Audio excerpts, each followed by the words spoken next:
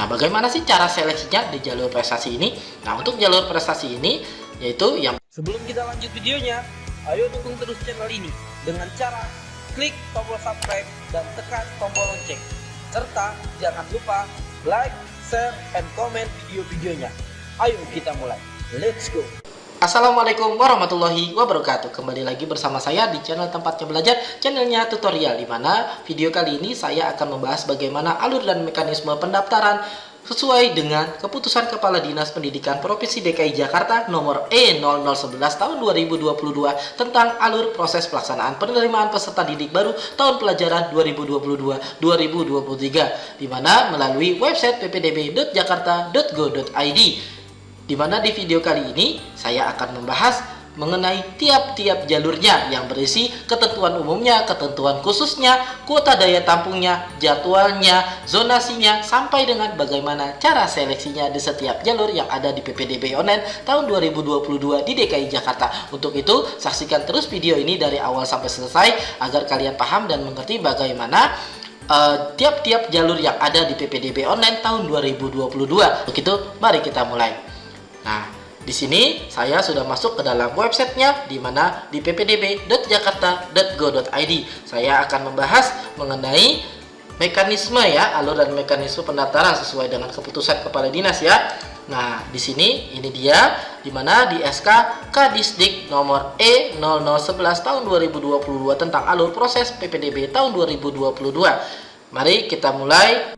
Nah, ini PowerPoint-nya sudah saya siapkan, di mana PPDB Online tahun 2022 Provinsi DKI Jakarta mengenai alur dan mekanisme pendaftaran sesuai dengan keputusan Kepala Dinas Provinsi Daerah Khusus Ibu Kota Jakarta nomor E0011 tahun 2022 tentang alur proses pelaksanaan penerimaan peserta didik baru tahun pelajaran 2022-2023. Lanjut, kita mulai bagaimana tiap-tiap jalurnya. Jalur prestasi akademik dan non-akademik yang ada di SMP, SMA, dan SMK. Nah, untuk SD tidak ada, di mana jalur prestasi akademik dan non-akademik. Nah, untuk itu lanjut saja kita bagaimana sih ketentuan persyaratan umumnya. Nah, untuk ketentuan persyaratan umumnya, CPDB yang dapat mengikuti PPDB tahun 2022-2023 ini adalah warga Provinsi DKI Jakarta khususnya ya. Nah, itu selambat-lamanya tanggal 1 Juni tahun 2021. Lanjut lagi. Untuk ketentuan persyaratan khususnya yaitu jalur prestasi. Nah, di mana untuk tingkat SMP dan SMA ya. Nah, itu perhitungan dari nilai rapor dan prestasi yang dijuarai, atau untuk SMA mempunyai pengalaman organisasi di SMP-nya terdahulu ya. Untuk itu, nah seperti organisasi yang ada di ekstrakurikuler maupun di OSIS ya.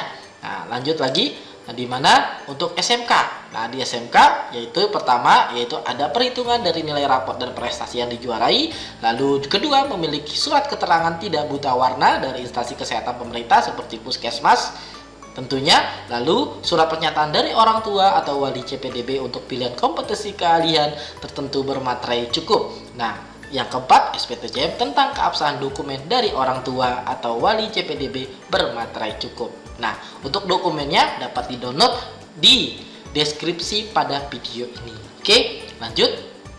Untuk kuota daya tampungnya pada jalur prestasi ini yaitu untuk tingkat SMP dan SMA, prestasi akademik sebesar 18% ya kuota daya tampungnya. Untuk prestasi non akademik sebesar 5%, dan untuk tingkat SMK yaitu untuk prestasi akademiknya sebanyak 50% dan prestasi non akademiknya sebanyak 5% ya untuk kuota daya tampungnya pada jalur prestasi ini.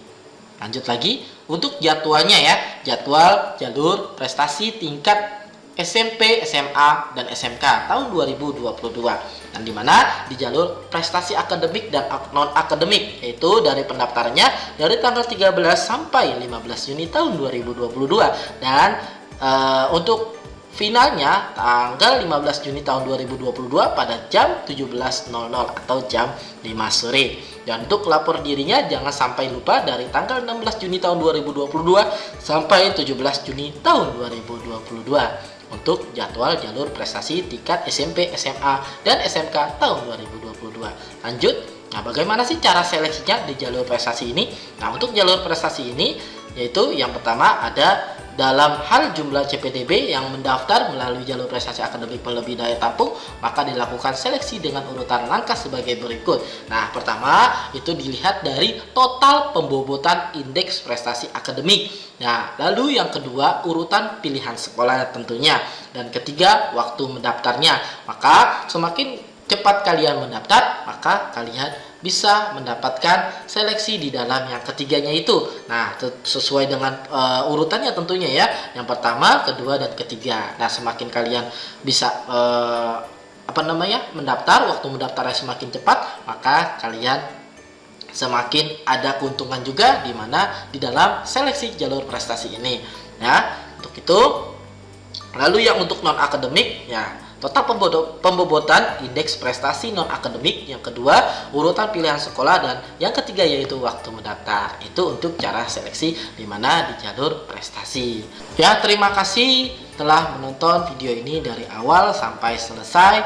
Dukung terus channel ini dengan cara klik tombol subscribe yang berwarna merah hingga menjadi abu-abu. Jika kalian ingin bertanya, maka isi kolom komentar. Terima kasih.